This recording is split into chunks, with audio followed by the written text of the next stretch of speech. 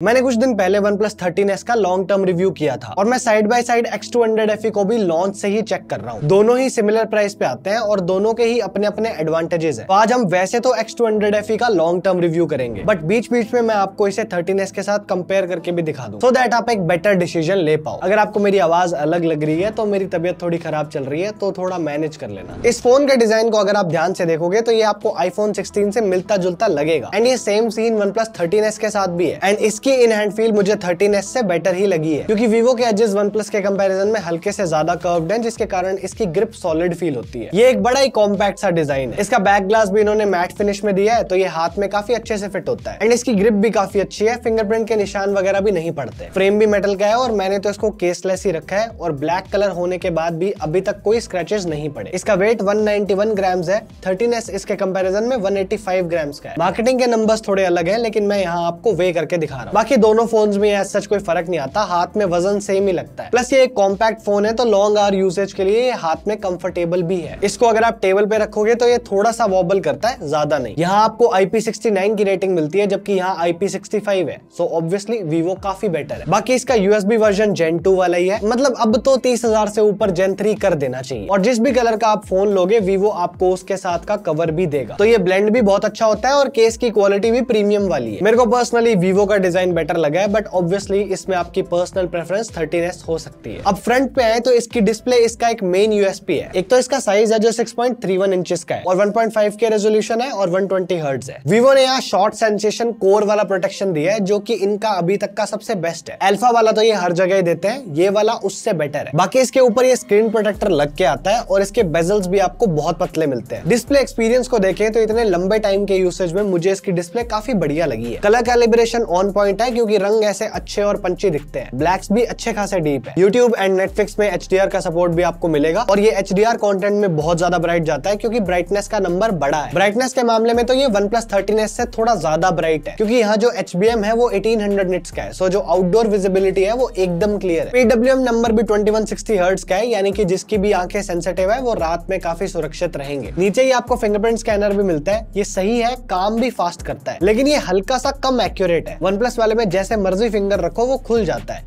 इसमें कई बार वो ठीक से रजिस्टर नहीं करता। एज सच कोई मेजर इशू नहीं है, बस वो कंपैरिजन करते टाइम मेरे को फील हुआ तो मैंने बता दिया। अगर मेरे को एक डिस्प्ले पिक करनी हो तो मैं Vivo चूज करूंगा, क्योंकि OnePlus वाली सारी चीजें इसमें है एंड उसके ऊपर से ये ज्यादा ब्राइट भी है, तो हमेशा ना सही ये Vivo का पर्क मुझे कभी कभी तो फायदा देगा। नेक्स्ट हम इसकी परफॉर्मेंस पे आए तो यहाँ थोड़ी बहुत गड़बड़ है। Vivo ने MediaTek 9300 Plus यूज किया है, जो कि इन्होंने अपने T4 Ultra में भी दे रखा है, और ये 13S के 8 Elite जितना पावरफुल तो डेफिनेटली नहीं है। पर ये MediaTek का पिछले साल का फ्लैगशिप चिपसेट है, तो ये अच्छी पावर रखता है, बट ये प्रोसेसर हीटिंग के लिए थोड़ा बदनाम है। इस पे हम 2 मिनट में डिटेल में बात करते हैं। इसके साथ ही यहाँ LPDDR5X रैम है और UFS 3.1 दे रखा है। स्पेक्स वाइज 13S में एक तो 8 Elite है, दूसरा उसमें UFS 4 स्टोरेज है, तो ऑब्वियसली फर्क पड़ेगा। डिटेल्स में जाने से पहले थोड़े बहुत बेंचमार्क्स देख लो। मैं साइड बाय साइड 13S के भी अटैच कर देता हूं ताकि आप कंपेयर कर सको। तो इसका एंतुतु बूस्ट करके 1.9 मिलियन के करीब आता है। 13S का मैक्सिमम 2.4 मिलियन जाता है। इसके बाद Geekbench के स्कोर्स भी कुछ ऐसे ही हैं। लेकिन अब मैं आपको एक अजीब सी चीज दिखाता हूँ। ये Geekbench की टेस्टिंग बैलेंस मोड में हुई है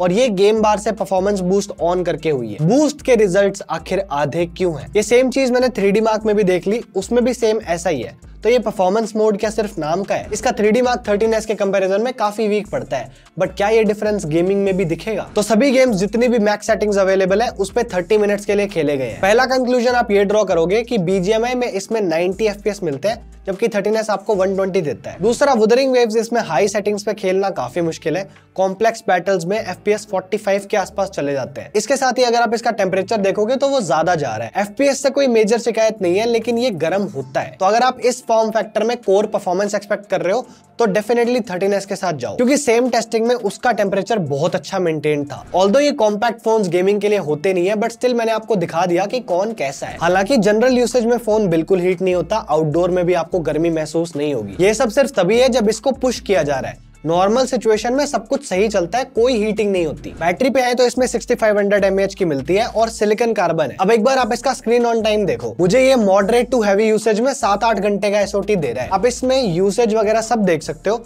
और सबका एसओटी भी आपके सामने है। एवरेज 7 आवर्स की ही है और ऐसा इसलिए है क्योंकि फोन को यूज ही कम किया गया है। इसको मैंने बेरोजगारों की तरह टेस्ट नहीं किया, मैंने थोड़ा जॉब वाले बंदे के हिसाब से देखा है। क्योंकि अगर आप फोन का ओवरऑल टाइम देखोगे तो 35 आवर्स और एक में तो 46 आवर्स तक गया है। यानी कि अगर आप ऐसे हो कि फोन निकाला, थोड़ा देखा और वापस जेब में डाल दिया तो ये आपको बहुत लंबा टिकेगा। मैं चाहूं तो इसमें 2 घंटे नेटफ्लिक्स, 2 घंटे प्राइम देख के एसओटी 9-10 घंटे का भी दिखा सकता हूं, लेकिन फिर उसका कोई मतलब नहीं है। बेसिक क्रक्स यही है कि इसकी बैटरी बहुत बड़ी है और ये 13S से तो बेटर ही है क्योंकि इसकी बैटरी लाइफ थोड़ी इनकंसिस्टेंट है। चार्जिंग का देखें तो ये चार्ज भी जल्दी हो जाता है। इसके ओरिजिनल 90 वॉट के चार्जर से इसे 3 से 50% जाने में 31 मिनट्स लगे और 58 मिनट्स में ये फुल चार्ज हो गया। सो बैटरी वाइज वीवो आपको बेटर चलेगा। स्पीकर्स की बात करें तो इसके स्पीकर्स अच्छे हैं, लेकिन ये 13S जितने लाउड नहीं है और इसमें जो आवाज है वो काफी बैलेंस्ड आती है, जबकि OnePlus इंस्ट्रूमेंट्स पे ज्यादा फोकस करता है। कुछ इसकी लाउडनेस भी ज्यादा है तो भी ऐसा फील होता है। एक बार आप सैंपल देखो।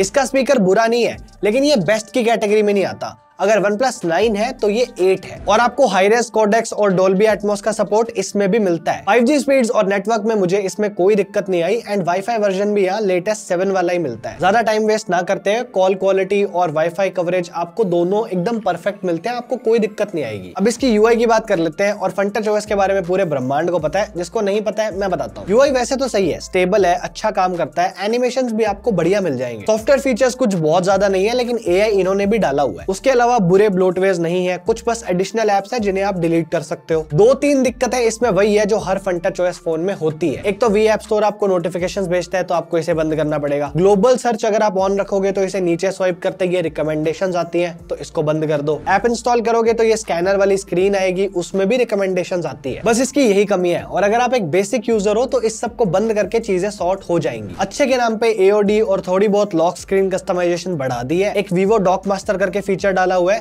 जिससे आप ऑन डिवाइस डॉक्यूमेंट्स को अलग अलग फॉर्मेट्स में कन्वर्ट कर सकते हो और ये काफी लोगों के काम भी आएगा। Vivo ने कई सारे AI फीचर्स भी दिए हुए हैं, जैसे गैलरी वाले जितने भी होते हैं इसमें वो सारे हैं। कॉल असिस्ट, ट्रांसक्रिप्ट जो होता है वो भी है। बट OnePlus AI वाली साइड में थोड़ा बेटर है क्योंकि इसमें फीचर्स एक्स्ट्रा है, जैसे माइंड स्पेस और उसके लिए तो डेडिकेटेड बटन है और ये खुद से AI यूसेज को प्रमोट करता है, सो इट्स गुड। तो Vivo आपको एक ठीक ठाक दिखने वाला स्टेबल सा UI दे देता है और इनका ट्रैक रिकॉर्ड अपडेट्स के मामले में भी बहुत अच्छा है। इसमें भी ये 4 साल के OS अपडेट्स और 5 साल के सिक्योरिटी अपडेट्स दे रहे हैं। हैप्टिक्स की बात करें तो इस प्राइस में आने वाले बेस्ट नहीं है बट अच्छे हैं, मतलब टाइपिंग में सॉफ्ट फीडबैक आता है, UI में इंटीग्रेशन बिल्कुल बेसिक है। 13S के हैप्टिक्स इससे काफी अच्छे हैं और उसकी इंटीग्रेशन भी बेटर है। अब देखो, एनी डे OnePlus का सॉफ्टवेयर आपको एक बेटर एक्सपीरियंस देगा। अब अगर आप 13S के कंपैरिजन में X200 FE को कंसीडर करोगे तो उसका सबसे बड़ा प्राइमरी रीजन होगा Vivo के कैमरास।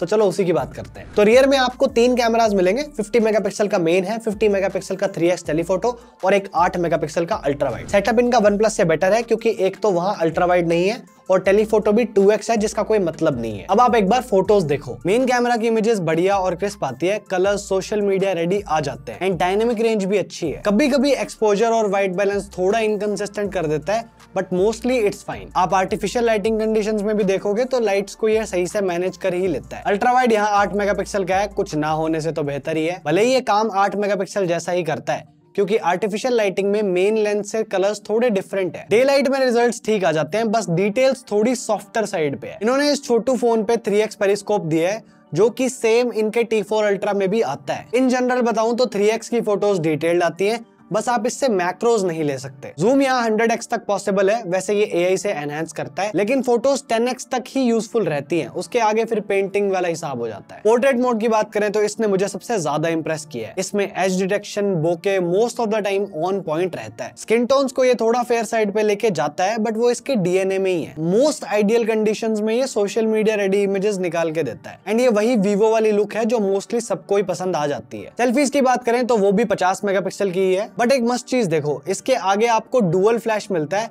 जिसका टेम्परेचर भी आप चेंज कर सकते हो। जनरल फोटोज देखें तो वो डिटेल्ड आती है, स्किन टोन्स बहुत अच्छी है और HDR परफॉर्मेंस भी डिसेंट है। पोर्ट्रेट सेल्फीज तो ये कुछ ज्यादा ही अच्छे निकालता है, ब्लर बहुत ही परफेक्ट होता है और आप जाइस के अलग अलग मोड्स को भी यूज कर सकते हो। लो लाइट फोटोज देखें तो डिटेल्स सही ला देता है एंड एक्सपोजर का कंट्रोल भी सही दिखता है। एक्सट्रीम कंडीशंस में थोड़ा ग्रेन तो आता है बट मोस्टली रिजल्ट सही है, मैनेजेबल है। बैक कैमरा की वीडियोस की बात करें तो आप 4K 60 FPS तक जा सकते हो एंड डे लाइट में तो आउटकम अच्छा ही है, कलर्स वगैरह सब ठीक ठाक आते हैं। इवन आर्टिफिशियल लाइटिंग में भी आउटकम सही है, ग्रेनी नहीं है और ये काफी स्टेबल फुटेज रिकॉर्ड करता है, कोई जिटर्स आपको एक्सपीरियंस नहीं होंगे। हाँ, रात में रिकॉर्ड करते हुए मैंने ग्रेन्स एक्सपीरियंस करे। सेल्फी वीडियोस भी आप 4K 60 FPS में रिकॉर्ड कर सकते हो और फील्ड ऑफ व्यू भी डिसेंट है, ज्यादा क्रॉप्ड नहीं आता। स्किन टोन भी ये सही से मैनेज करता है, लेकिन अगर आप चलते हुए वीडियो बनाओगे तो इसकी स्टेबिलिटी उतनी अच्छी नहीं है। और अगर आप ऊपर से स्टडी फेस ऑन कर दोगे तो वीडियो तो स्टेबल हो जाएगी, लेकिन क्वालिटी 1080p 30 FPS पे शिफ्ट हो जाती है। सो ऑन एंड ऑन जैसा एक्सपेक्टेड था इसके कैमरास वैसा परफॉर्म कर रहे हैं। आप कैमरास के लिए तो इसे डेफिनेटली कंसिडर करो। अब आपने पूरी वीडियो भी देख ली है और आप दोनों के प्रोज एंड कॉन्स इस चार्ट में देख लो और कर लो डिसाइड। फिर भी नहीं हो रहा तो ये रही 13S वाली वीडियो, आप इसको देख लो और मैं भी आपको वही मिलता हूँ। This is it from my side, thank you so much for watching. I am Devanshu and I am on leave till the next one. Bye bye.